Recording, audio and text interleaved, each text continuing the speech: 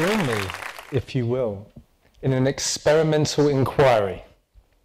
Now, I'd like you all to close your eyes and capture the first thought that comes into your mind when I ask you, what do you want more than anything else in the world? Got it? Okay, you can open your eyes now.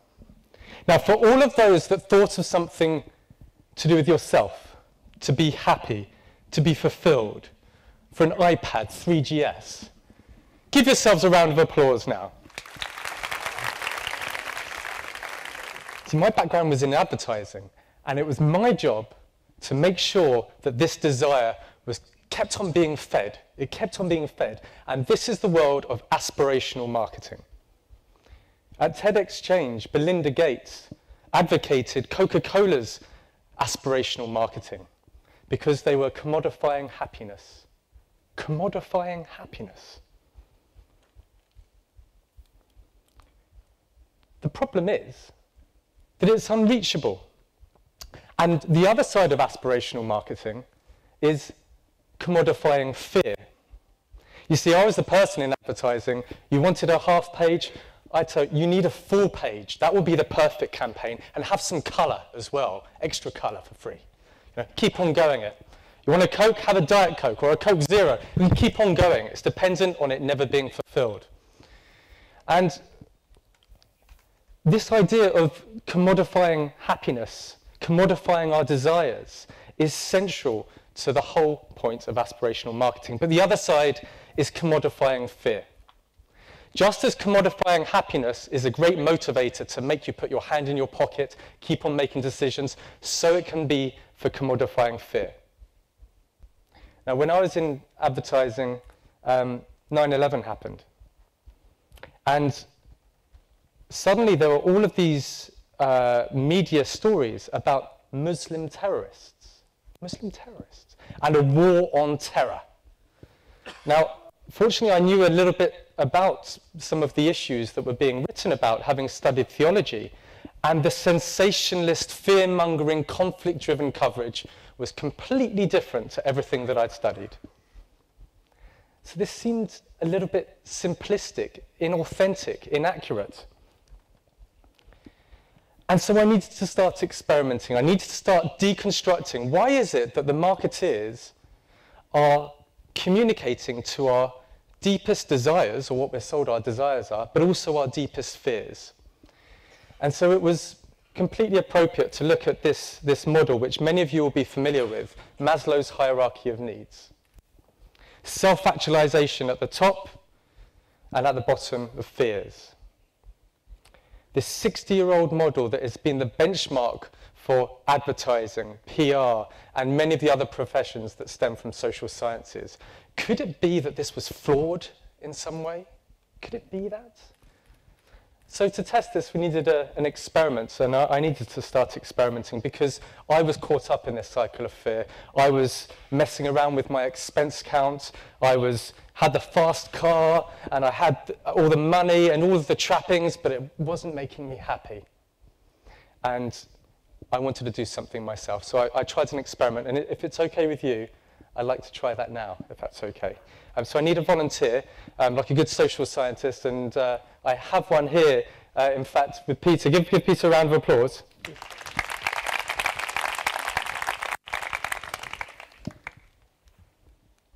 Now, in the UK, if you don't mind just spraying yourself with that would be great. In the UK, there's a brand of deodorant spray, which is named after an endangered cat. Fortunately, it doesn't smell that way. And it doesn't market itself based on the smell, but on the effect that it has on women. It has a remarkable effect on women. Now, ladies and gentlemen, this is a key moment in our experiment. Any second now, if the advertising is to be believed, hordes of bikini-clad women are going to be running from backstage and taking Peter back with him. Yeah, the same thing happened to me as well. I'm sorry, Peter, but please. Thank you. It's unreachable. So we need to carry on with our experiment. The problem is with this aspirational marketing is that even our leaders have bought into this idea of societal perfection. As Elton John says, sorry seems to be the hardest word. Making mistakes, taking authentic responsibility is seen as a blemish, a pimple on the CV. It's seen as a sign of weakness rather than a sign of being human. So it seems to me, and it seemed to me in this experimentation, that we need to start moving away from aspirational marketing and towards something inspirational. What does this mean? Well, we need to continue. So for all of those that captured thoughts about what you want more than anything in the world, who here thought of something other than yourself? So be it a family member or community or society at large. Give yourselves a round of applause.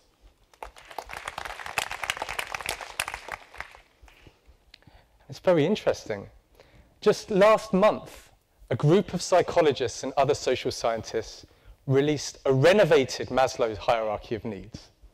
And on it, self-actualization was to be seen nowhere. Instead, they had mate acquisition. Presumably Peter's links would help with that. Mate retention. And then at the very top, this. Being a parent. Being a parent. Now, the evolutionary biologists are very excited by this because it's all about sex. It's about self-perpetuation, making sure our genes go on across the ages. But for me, there's something intrinsically, integrally relational about it. And it points to a soft-wired need, human need, to be helpful. And this goes very well with not so much Darwin, who emphasized competition in order for species to survive, but Kropotkin, who in Mutual Aid points to cooperation as the key to thrive. What he found in Siberia, where he lived for a while, was symbiotic relationships, unexpected consequences of working with each other. And at Global Tolerance, we're very, very fortunate to work with some of the most inspirational speakers and communicators around the world, from His Holiness the Dalai Lama to this man, Raj Mahan Gandhi, grandson of Mahatma Gandhi. He's a former senator, journalist, civil rights activist, and he indeed as well is a great soul. And when he came to London in the aftermath of the London bombings, he spoke up, not for Hindus as a high-profile Hindu, but he spoke up for the peace-loving nature of Islam, communicating beyond his tribe. So is there a sign of what direction we should be looking in order to be helpful, if this is so great? Well, the clue is it's not in the I, it's in the we, because being helpful is subjective, it's relative, it's predicated on values which are multi-directional. Fortunately, there's a little equation that tells us whether or not we're being helpful. I was in a meeting at the post office, in fact, and I met this guy for the first time, and he said to me, Simon, my mum died last week, and on her deathbed, she said to me, there are 3 types of people in this world. There are adders, subtractors, and multipliers. Now, the adders, they're people that whenever you come across them, you feel enabled, equipped, added to in some way. And then subtractors, they might be your best friend, you might know them very well, and whenever you come across them, you feel that in order to add to themselves, they subtract something from you. You feel slightly less. And then there are multipliers, and these are people that you might just meet once in your life, and they set off something disproportionate in you, the multiplier effect. And what's really interesting is not necessarily thinking what others are to me, but how I am perceived to other people. A truly symbiotic relationship is multi-directional. When GlaxoSmithKline wanted to get into the lucrative Japanese market for their antidepressants, they came across a distinctive challenge. In Japan, they didn't really have a concept of depression. They thought about ki, or vital energy. Sadness was part of the spectrum of human emotion. So GSK needed to commodify the idea of being sick. Kokoro no kaze. I'm sorry if there are any Japanese people here and I've pronounced that badly. This is the idea of the soul catching a cold. Now, I don't know whether this was helpful or not. It may well have been. I mean, as a multinational company, one of the key drivers, the higher intentions, was to earn a profit, to add to the profit. Did it add to the Japanese experience? I don't know. We'd have to ask them. But I wonder what would have happened in true symbiotic form if GSK would have listened and learned from the Japanese and Eastern ideas around health and well-being, and whether that might have led to a new perspective and even a new product range that would have acted as a multiplier for the rest of us.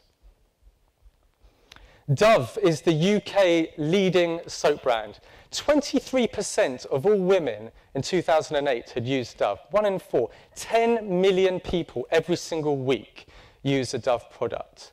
And this is interesting. It's a movement away from aspirational marketing. Be all that you could be. Instead, it's be all that you are. It's feeling a little bit more inspirational. And it's beyond. It's communicating something beyond just the core target audience. It's communicating something to all women, potentially to all people, that imperfections shouldn't be a barrier to perfect. Now, is this helpful? Well, actually, we don't know. We'd need to ask the women about their experiences. And we'd need to look at Unilever, the multinational company behind them, to look at their values and their practices to see if they reflect the values they espouse. Because let's face it, values are important. In 21st century society, if we find a company that doesn't practice what it preaches about values, we don't have that brand loyalty and we switch. So symbiotic relationships are about add relationships, about value creation beyond the bottom line. That's not to say it can't be profitable. In fact, just ask Dove.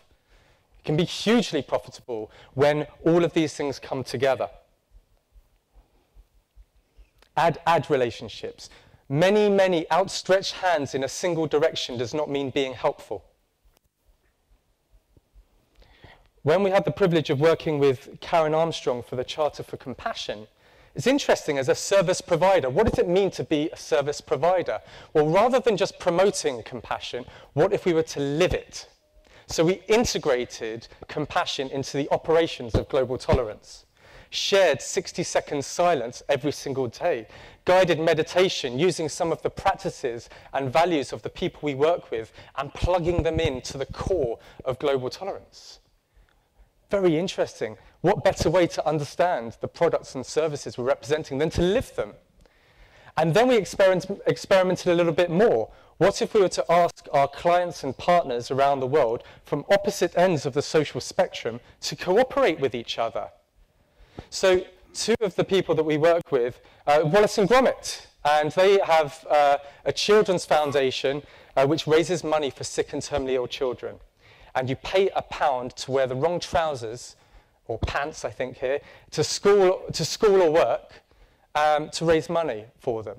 So at the same time, we were working with this man, a living Buddha, 25-year-old incarnation of the Buddha, and his lamas, and they all wore cricket pads for Wallace and Gromit. The unexpected benefits of mutual aid. Because one of the great implications of this type of juxtaposition is that it's new, it's unusual, and it's news. Generated a huge amount of media coverage for this type of cooperation. So what direction does this lead our experiment in? Well, I never said it was going to be easy. I think that one of the things that we're learning is that it's only by changing our perspective, by having a look at the journey of others and taking a multi-directional view rather than a pre-described solution to the problem that you have, can we really begin to make inroads to this answer of what's better than perfect. So what conclusions can we find from our experiment together? I see you're still alone, Peter. Sorry about that. It's not easy, is it? By deconstructing the Maslow marketeer, we can begin to liberate ourselves from a spin cycle of desire and fear. We can begin to move away from aspirational marketing towards something more inspirational, something that inspires. We can begin to agree with people like Emerson that the purpose of life is to be useful. We can begin to communicate beyond our tribe like Gandhi. And we can begin to cooperate beyond our species like Wallace and Gromit. So what can we do? What's our role? Well, when we're confronted by sensationalist, conflict-driven media coverage, our experiment suggests that there's a choice. We can respond with negativity. I can't believe they're writing about that. Oh. Oh. And the spin cycle continues. Or we can begin to deconstruct the messenger behind the message, look into their values, and see if there is a symbiotic relationship there. See if there is a consistency between the messenger and the message. Even better, we can respond with love and compassion. And in that lies, pregnant of hope, the opportunity to turn subtractors into multipliers. Please try this. Please try it. And if you do, I'd be very interested to hear your findings. And perhaps then we can experiment again together. Thank you.